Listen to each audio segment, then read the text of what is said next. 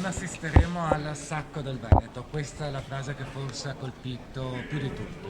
Beh, che il pensiero che abbiamo noi veneti, 4.882.000 veneti, che pensano che sia giunta l'ora di dire basta, basta il fatto che si premino città che riempiono i marciapiedi di spazzatura, regioni che hanno buchi a bilancio della sanità di oltre 1,5 miliardi di euro e soprattutto per tutte quelle realtà che comunque vivono dalle nostre risorse, delle risorse dei veneti.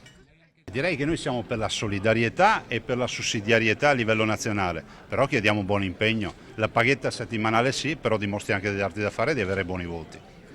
Ma penso che sia validissima la filosofia del vicino di casa, che se gli brucia la casa tu devi quantomeno portargli un estintore. E penso che la Grecia in questo momento debba essere aiutata, penso che la Grecia debba anche rappresentare, o meglio rappresenti per l'Europa una grande occasione per dimostrare che l'Europa c'è ed esiste e l'Europa non perda questa occasione. Lei ha parlato di rivoluzione gandhiana, che è quello che un po' pensate.